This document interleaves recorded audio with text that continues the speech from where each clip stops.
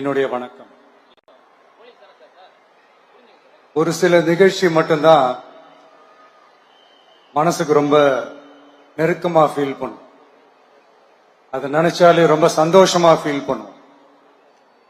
அப்படிப்பட்ட ஒரு நிகழ்ச்சி தான் இன்னைக்கு இந்த சிங்கப்பெண் சிறப்பு படைய தொடங்கி வைக்கிற இந்த நிகழ்வு.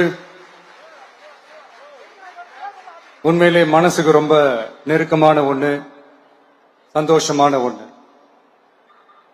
நம்ம பாட்டி, அம்மா, அக்கா, தங்கைகள், ஒவ்வொரு வீட்டில் இருக்கிற பெண் குழந்தைகள், இவங்க எல்லாருக்குமான பாதுகாப்பை உறுதி செய்வோம்னு சொன்னோம். ஆனா அது எலெக்ஷனுக்காக மட்டுமே கிடையாது. மனசுல இருந்து நிஜமா, உண்மையா, உணர்வு பூர்வமா சொன்னதுதான்.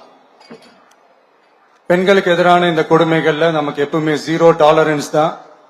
அதுல ரொம்ப உறுதியா இருக்கிறோம். சோ சொன்னது எல்லாமே செய்யணும்.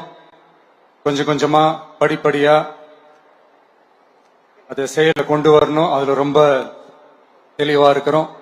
அதனாலதான் ஆட்சிக்கு வந்த உடனே இந்த குறைஞ்ச நாட்களுக்குள்ளேயே இதை நடைமுறைக்கு கொண்டு வந்திருக்கிறோம். தமிழ்நாட்டில் இருக்கிற பெண்கள், பெண் குழந்தைகள் எல்லாருமே பாதுகாப்பா, தன்னம்பிக்கையோடு இருக்கணும். அதுக்கான முதல் கட்டம் தான் இந்த ஸ்டெப். இது மனசுக்கு ஒரு மன நிறைவை கொடுத்தாலும், அதே நேரத்தில் பெண்களை பத்தின சில செய்திகள்லாம் கேட்கும் போது உண்மையிலேயே மனசு பதறுது, கண்ணு கலங்குது. அது கண்ட்ரோல் பண்ணவே முடியல. ஏன்னா நடக்கிற கொடுமைகள்லாம் யாருக்குங்க? நம்ம குடும்பத்தை சேர்ந்தவங்க தானே. எப்படி மனசு பதறாம இருக்கும்? அதனால பெண்களுக்கு எதிராக இதெல்லாம் ஏன் நடக்குது, எதுக்கு நடக்குதுன்றது மத்தவங்க மாதிரி ரீல்ஸ்லயும் இன்ஸ்டாலையும் தேடிட்டு இருக்க முடியாது. ரியாலிட்டிய புரிஞ்சுக்கணும். சோ இந்த பிரச்சனைகள்லாம் ஏன் நடக்குது அப்படின்றத அனலைஸ் பண்ணி பார்க்கும்போது சுத்தி சுத்தி பாத்தீங்கன்னா ஒரே இடத்துலதான் நிக்குது. போதை பொருள் நடமாட்டம். அதை வேரோட பிடுங்கி எறியணும். இது 2026 போன மாசம் மே மாசம் 10ஆம் தேதி இந்த பிரச்சனை புதுசா முளைச்சு வந்துடல. இது பல வருஷமா இருக்கிற பிரச்சனை. பல வருஷமா இதை கண்டுக்காம விட்டதுதான் அந்த வேர் இவ்வளவு ஆழமா பரவி இருக்குது. இத பல வருஷமா கண்டுக்காம விட்டது யார் என்றது நான் சொல்லிதான் உங்களுக்கு தெரியணும்னு அவசியம் இல்லை. அது உங்களுக்கே நல்லா தெரியும். இப்ப அதை பத்தி பேசியும் பிரயோஜனம் இல்லை. முதல்ல இந்த போதை பொருள் நடமாட்டத்தை வேரோட பிடுங்கி எறியணும். அப்படி எரிஞ்சாதான் இந்த பெண்களுக்கான இந்த சேஃப்டி ரொம்ப ஸ்ட்ராங் ஆகும். இது ரெண்டுமே ஸ்ட்ராங் ஆனாலே ஆட்டோமேட்டிக்கா சட்டம் ஒழுங்கும் சரியாகும். இந்த 3 விஷயம் சொன்னல, இந்த போதை பொருள் நடமாட்டம், பெண்களுக்கு எதிரான இந்த கொடுமை, இந்த சட்டம் ஒழுங்கு, இது 3மே ஒண்ணுக்கு ஒண்ணு இன்டர்லிங்க்ட் தான். இதுவும் இப்ப புதுசா வந்த பிரச்சனை கிடையாது. பல வருஷமா இது இன்டர்லிங்க்டா தான் இருக்குது. இதெல்லாம் ஏன், எதுக்குன்றது இப்ப முக்கியம் இல்லை. இது எப்படி சரி செய்ய போறோம்ன்றது தான் முக்கியம். பட் அதே நேரத்துல இன்னொன்னையும் நம்ம மனசுல எடுத்துக்கணும். இந்த பெண்கள், பெண் குழந்தைகளுக்கான இந்த பாதுகாப்பு இது வெறும் சட்டம் ஒழுங்கு சம்பந்தப்பட்டது மட்டும்தானா அப்படின்னு கேட்டீங்கன்னா இல்ல. இது சமூக ஒழுங்கும் சம்பந்தப்பட்டிருக்கு. சமூக ஒழுங்குல தனி மனித ஒழுங்கும் சம்பந்தப்பட்டிருக்கு. தனி மனிதன் ஒழுங்கா இருந்தாலே அந்த சமூகம் தன்னால மாறும். ஒரு கட்டுப்பாட்டோட, ஒரு பொறுப்பா இருந்தாலே இது மாதிரி பல பிரச்சனைகளை நம்ம கண்ட்ரோல் பண்ணலாம்.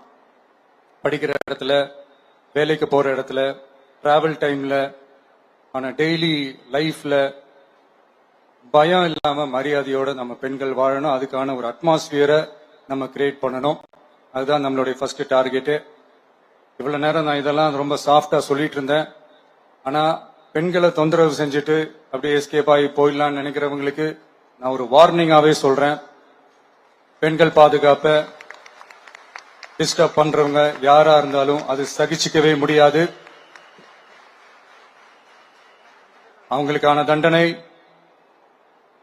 அவங்களுக்கான அந்த தண்டனைக்கான அந்த நடவடிக்கைகள் எல்லாமே போலீஸ் டிபார்ட்மெண்ட்ல இருந்து ரொம்ப கடுமையான ஒரு தண்டனையா இருக்கும். கடுமையான ஒரு நடவடிக்கைகளா இருக்கும். அந்த தண்டனை, அவங்களுக்கான அந்த சார்ஜ் ஷீட் எல்லாமே ரொம்ப ஃபாஸ்டா, ஸ்பீடா அது செயல்படுத்தப்படும். என்ன ஒண்ணு, அந்த ஸ்பீட்ல நிரபராதிகள் யாரும் தண்டிக்கப்பட்டிருக்கூடாது. இதையும் காவல் அதிகாரிகள் மைண்ட்ல எடுத்துக்கணும். தப்பு செஞ்சவங்களுக்கு மட்டுமே அந்த உண்மையான கடுமையான தண்டனை கோர்ட் மூலியமா வாங்கி தரணும்.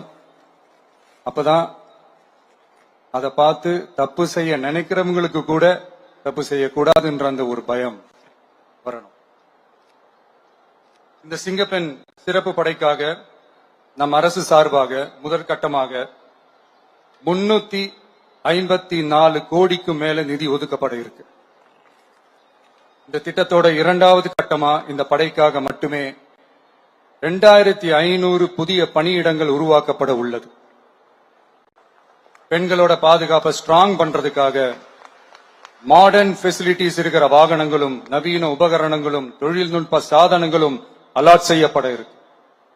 ஆல்ரெடி உமன் சேஃப்டிக்காக செயல்படுற அமைப்புகளுக்கு அடிஷனல் ஸ்ட்ரென்த் அண்ட் சப்போர்ட்டா இந்த சிங்கப்பெண் படை செயல்படுங்கிறத மீண்டும் வலியுறுத்தி சொல்ல விரும்புறேன். பெண்களுக்கு எதிரான குற்றங்கள் நடக்கிறதுக்கு முன்னாடியே அதை தடுக்கிற காவல் நடவடிக்கையில இந்த படை முக்கிய பங்கு வகிக்கும். ஃபீல்ட் ஒர்க்ஸ் அண்ட் பிரிவென்டிவ் ஆக்ஷன்ஸ்ல இந்த படை ஈடுபடுறதால அனைத்து மகளிர் காவல் நிலையங்கள் எல்லாம் வழக்கு விசாரணையிலும் குற்றவாளிகளுக்கு தண்டனை வாங்கி தர்றதிலையும் இன்னும் அதிக கவனம் செலுத்த முடியும். பெண்களை ஃபாலோ பண்றது, பாலியல் தொல்லை தர்றது, டார்கெட் பண்ணி திரும்ப திரும்ப தொந்தரவு செய்யறது, பெண்கள் கடத்தல் முயற்சி, பப்ளிக் பிளேஸ்ல அசிங்கமா நடந்துக்கிறதுக்கு பஸ்ல தொல்லை தர்றது, கூட்டத்துல பெண்களுக்கு தொல்லை தர்றதுன்னு இது மாதிரி தப்ப தடுக்கிறதுல ரொம்ப முக்கியமா இந்த சிங்கப்பெண் படை செயல்படும். பெண்களுக்கு எதிரான குற்றங்களை தடுக்க நடவடிக்கை எடுக்க இந்தியாவிலேயே முதல் முறையாக ட்ரோன் வாயிலாக பெட்ரோல் முறை அறிமுகப்படுத்தப்படும். நம்ம வீட்டு பெண்கள் அவங்களோட ட்ரீம்ஸ் அண்ட் எக்ஸ்பெக்டேஷன்ஸ் என்ன அப்படின்றத நம்ம அரசு நல்லாவே புரிஞ்சு வச்சிருக்கு. அதை கொஞ்சம் கொஞ்சமா நாங்க செயல்படுத்துவோம். உங்களுக்கான மரியாதையும் தான், உங்களுக்கான அந்த கண்ணியமும் தான் நம்ம அரசினுடைய highest and most important priority.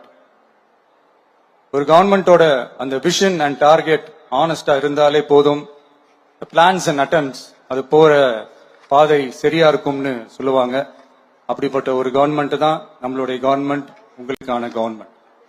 இந்த ஷார்ட் ஸ்பேன்ல இந்த சிங்கப்பெண் சிறப்பு படைய நடைமுறைக்கு கொண்டு வந்து இதுக்கு ரொம்ப கடுமையா உழைச்ச காவல்துறை அதிகாரிகளுக்கும் பணியாளர்களுக்கும் இந்த நேரத்தில் என்னுடைய பாராட்டுகளை தெரிவிச்சுக்கிறேன்.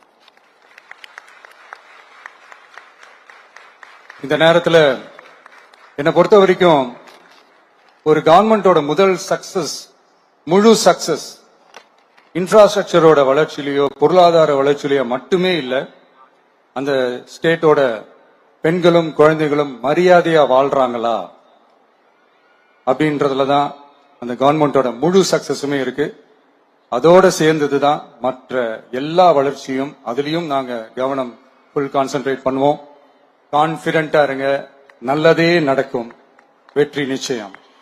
மீண்டும் சந்திக்கும் வரை தளபதியோட வெறியாட்டத்தை பார்க்க ரெடியா இரு.